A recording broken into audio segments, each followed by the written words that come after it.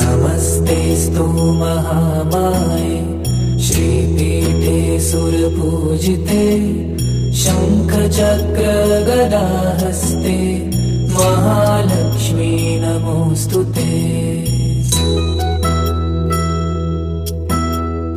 नमस्ते गरुडारूढे कुलासुरभयङ्करी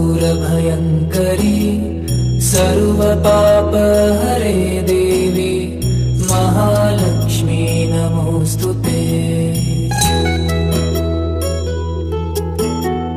सर्वज्ञे सर्ववरदे सर्वदुष्टभयङ्करी सर्वदुःखहरे देवी महालक्ष्मी नमोऽस्तुते। सिद्धिबुद्धिप्रदे देवी मुक्तिप्रदायिनी मन्त्रमूर्ते सदा देवी महालक्ष्मी नमोऽस्तुते। आद्यन्तरहिते देवी आद्यशक्ति महेश्वरी योगजे योगसम्भूते महालक्ष्मी नमोऽस्तुते। स्थूलसूक्ष्ममहारौद्रे महाशक्ति महोदरे महापापहरे देवी महालक्ष्मी नमोऽस्तुते।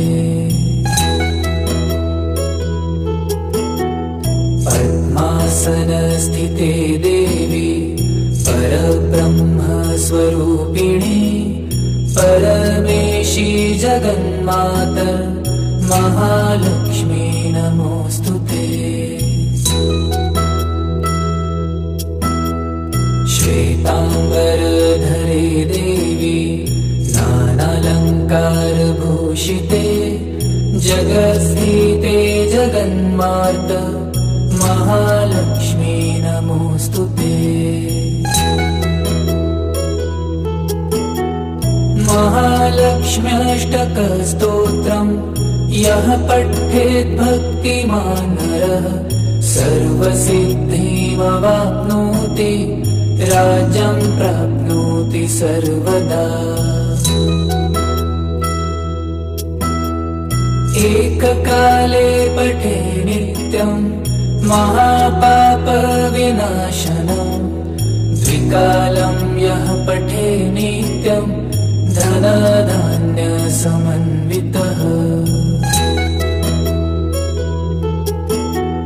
त्रिकालं यः पठे नित्यं महाशत्रुविनाशनम् महालक्ष्मीर्भवे नित्यं प्रसन्ना वरदा शुभा।